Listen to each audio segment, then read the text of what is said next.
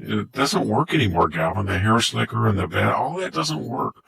Every once in a while, you put on your Abercrombie and Fish work clothes and you go out by that nightmare train yard by the port of LA, remember, where they loot everything, and then he picks up his little gloves, or he goes to the Paradise Fire and he digs a little ash and puts it in a bucket or something. It doesn't work anymore. Victor Davis Hanson, a historian and political commentator, has issued a sharp critique of Gavin Newsom's calculated efforts to position himself as a potential Democratic presidential nominee. His assessment isn't gentle or restrained. In fact, he argues that Newsom's approach falls far short of success, portraying it as deeply flawed and ultimately unsuccessful. He's just a total failure. You destroyed the most successful, most beautiful state in the world, and the only reason it's even viable is because people unlike you, Pat Brown, who was a Democrat, but he was a good governor, Ronald Reagan, George Evasion, Pete Wilson, they built the state. And you're living on their work, and you're trying to destroy it, but they were so, I don't know, so industrious and so imaginative that it's very hard to destroy in just your 32 years and as a public official to destroy, but you're managing. As growing numbers of Democrats begin to rally around Gavin Newsom, it may look like he's gaining ground, but Victor isn't convinced. He challenges that momentum with sharp, direct criticism that pulls no punches. His analysis is bold, unexpected, and certain to catch many people off guard. It's part of this that voters are so fed up with what they see on the streets of their cities that as a politician, you've got to clean up those streets. Yeah, well, that's generally the case, but that's not the inspiration for Care Court. But is there a political factor in this for you? As an electoral strategy, I'm turned out. That's not the issue. The politics here is compassion. The politics is purpose. I needed to share that short clip first to set the stage before showing the Victor Davis Hanson footage. Without that context, the force of Hanson's criticism wouldn't fully register. In the recently aired video, Gavin Newsom was pressed about his flashy new Care Court proposal, a plan he says will help tackle California's homelessness crisis. The interviewer asked him directly whether the proposal was genuinely about solving the problem or simply a public relations move designed to boost his political standing. Instead of giving a clear response, Newsom responded with a string of polished but evasive remarks, carefully steering away from the heart of the question. It was a familiar pattern, lots of words, yet very few direct answers. This time, however, the interviewer didn't let the moment slip away and continued to push for clarity. You may be termed out here, but does cleaning up the streets of California factor into a potential presidential run? I'm never going to overpromise that in the short run. I mean, we are struggling in this state. You're not answering my homelessness. No, housing and homelessness. People suggest that cleaning up California streets could be part of a larger political strategy for you. I think that's table stakes. I think that's just the foundational responsibility of anyone that gets into my position. That's the day job. It's not about some grand ambition. Absolutely not. Is that a yes or a no? That was a never-ending response to your question. The interviewer deserves genuine praise for leading Gavin Newsom to admit, even slightly, that he had been using polished language to steer away from the main issue, which is no easy feat.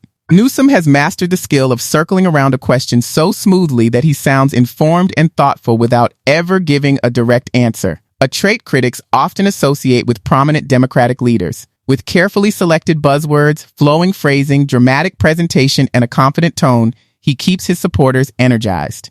At the same time, serious problems such as homelessness, mental health challenges, and weakening infrastructure are often treated like yesterday's news. Critics argue that too much focus is placed on image and political strategy rather than on addressing the real concerns facing everyday people.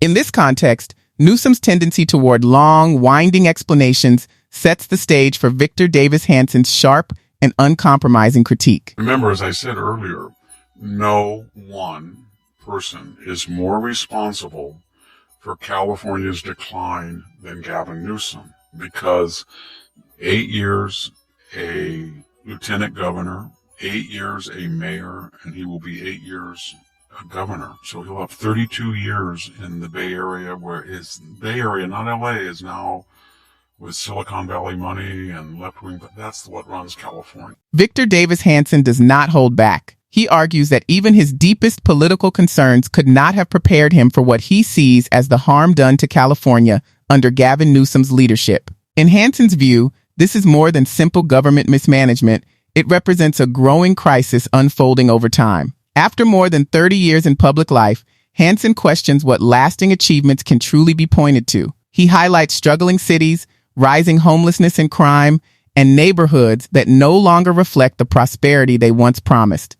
Once celebrated as a symbol of opportunity and ambition, California is now watching many residents leave, driven away by high taxes, soaring housing costs, and heavy regulations. Yet, as Hanson tells it, Newsom continues to advance politically, appearing confident in front of cameras and speaking proudly about his record. Hanson's conclusion is firm and unmistakable. He believes the state would be in a far stronger position under different leadership. More responsible, and he has been overseeing all the regulations that we're going to get rid of refineries, and he bullied them and bullied them and bullied them. You got to have the California Air Resources Board does this, and you have to have this blend, and you have to do that. And finally they said, you know what? We're going to go somewhere else. You keep importing oil from the Saudis, and you're going to have to, import gas from Nevada or, I don't know, Arizona. Go ahead, and Texas. I don't know. But we're not going to do it anymore. And that whole Richmond corridor for Northern California, they're going to leave. And gas will go up to about $8 a gallon, and all the left-wing millionaires along the coastal corridor will be happy.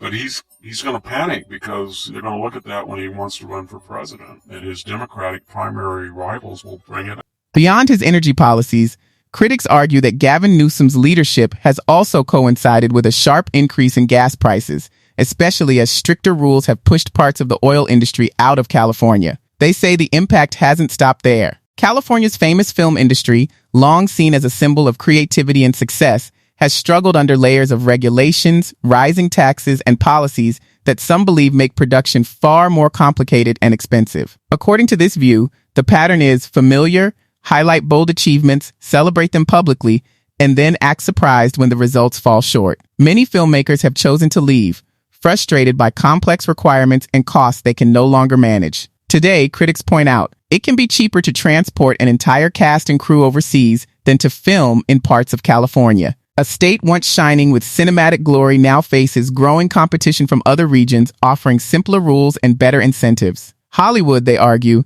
didn't simply fade away.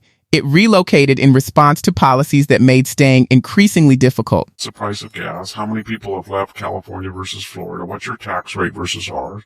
Here's how many people you have, and here's your budget. Here's how many people we have in our budget. And he's done all of that. And so, remember that line in Animal House where, what was that guy's name? I know everybody knows. Dean Wormel or what? Wormer? Yeah, he says to the Dean Wormer. Going through life fat, lazy, and ugly, or is that what he says? Fat, ugly, and lazy is nowhere to go through life. I feel like somebody should say being incoherent, incompetent, and I don't know what else, corrupt is no way to go through being a governor. Victor Davis Hanson continues his fierce criticism, describing Gavin Newsom as ineffective, misleading, and unable to deliver real results. He points to the billions of dollars in federal funding that have flowed into California and asks a pointed question, what has actually been built? Hanson often highlights the state's high-speed rail project as a key example. So far, roughly $13 billion has been spent, yet no completed stations are operating, no full rail lines are running, and only limited stretches of track have taken shape. The project was first introduced with a $33 billion price tag and a target completion date of 2020. Today, estimates have climbed dramatically, ranging between $106 and $128 billion, and the expected timeline has slipped well into the 2030s. At present, active construction is focused on a section in the Central Valley, but progress has been slower than many anticipated. For Hanson, the issue is simple.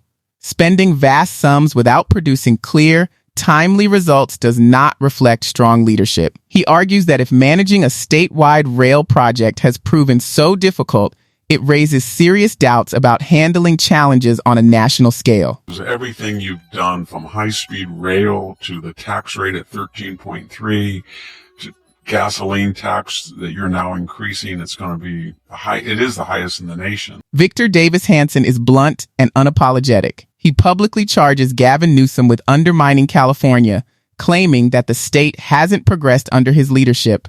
It has, in Hanson's view, regressed. Roads crumble, the economy falters, national debt rises, and crime spreads across cities once celebrated for safety and opportunity. What was once a symbol of American pride has become a cautionary tale of poor governance paired with political theater. Hanson also points to California's devastating wildfires, arguing that inadequate fire prevention and mismanaged water systems occurred under Newsom's watch. When disasters strike, critics say his response has often been limited to calls for national emergency declarations rather than proactive solutions. Under his tenure, chaos seems to follow, fueled by excessive regulation and misdirected priorities. Hanson's conclusion is stark. The clearest outcome of Newsom's leadership is a growing list of reasons why, in his opinion, he should never hold the presidency. I'm 3 or 4 years old, 4 years old, and that's your legacy. And the LA fire, the Aspen fire, the Paradise fire, all of that. You took paradise and you made it into purgatory. That's what you did. And then you, every once in a while, went to Napa wine tasting while people were trying to get a permit in LA, and you went to the French Laundry while you shut down everybody else. And you can't help it you're living in a $9 million house. Your wife has government contract. As a result, many Americans worry that if Gavin Newsom became the Democratic nominee, he would make a poor president. Unlike King Midas, whose touch turned everything to gold, Newsom seems to leave a trail of decline wherever he goes. His record speaks for itself, from California's mishandled wildfires and water systems to failing infrastructure and rising crime rates. Now he's launched a podcast, which many see as a transparent PR move. It's a familiar tactic. Struggling governors often turn to media projects when they set their sights on higher office. Newsom presents it as a platform for nonpartisan discussion, offering space for all viewpoints, but critics are unconvinced. To most voters, it looks less like civic engagement and more like self-promotion, designed to boost his profile for a potential 2028 presidential bid. You were a Nepo baby that got everything from the Getty family, and now you're kind of a character. He does that little neck thing. What is that? He goes back and forth with his neck. It doesn't work anymore, Gavin. The hair slicker and the bat, all that doesn't work. Every once in a while, you put on your Abercrombie and Fish work clothes and you go out by that nightmare train yard by the port of LA, remember, where they loot everything, and then he picks up his little gloves. Gavin Newsom is often described as a self-made political genius, but his story is more a portrait of privilege than hard-earned success. He is a clear example of aristocratic advantage. Known connections with the influential Getty family stretch back decades. His father had a close relationship with Gordon Getty, and Gavin himself grew up within the family's inner circle. This isn't a tale of climbing from nothing. It's a story of opportunity served on a silver platter. Given this background, it's perhaps less surprising that Newsom has advanced rapidly in politics despite a long string of setbacks. Homelessness continues to rise, crime rates climb, and California's wildfire crisis spirals further out of control. Yet he keeps his eyes on the White House, smiling for the cameras as he promotes himself. In many ways, the speed of his political ascent, despite ongoing failures, is as striking as the problems that mark his record. He digs a little ash and puts it in a bucket or something. It doesn't work anymore. He's just a total failure. You destroyed the most successful, most beautiful state in the world. And the only reason it's even viable is because people unlike you, Pat Brown, who was a Democrat, but he was a good governor, Ronald Reagan, George Evasion, Pete Wilson, they built the state. And you're living on their work, and you're trying to destroy it, but they were so, so industrious and so imaginative that it's very hard to destroy in just your 32 years and as a public official to destroy, but you're managing. As governor, Gavin Newsom has consistently fallen short across nearly every measure of success. Thankfully, his tenure is approaching its end, but instead of stepping aside gracefully, he's already campaigning for president. Here are some critical, if unwelcome, suggestions for the Democratic Party. This man should not be the 2028 nominee. If he is, the GOP could claim the election almost effortlessly. Newsom's record reads like a cautionary tale. Rising homelessness, escalating crime, uncontrollable wildfires, mass departures of residents, and billions wasted on projects such as the high-speed rail that goes nowhere. Now imagine that same approach applied at the national level. Republican strategists across the country would be celebrating. Democrats need a leader who delivers results, not someone who leans on rehearsed phrases and vague rhetoric. Newsom's tenure has been marked by luxury, media attention, and repeated failures. He has proven himself unfit to govern California, let alone the country, with flawed policies and self-promoting behavior. For Democrats hoping to win in 2028, looking elsewhere isn't just wise, it's essential. Choosing Newsom would be less a gamble and more political suicide. That wraps up today's video. If you enjoyed our bold and humorous take, be sure to click like and subscribe. Thanks for watching, and I look forward to seeing you next time.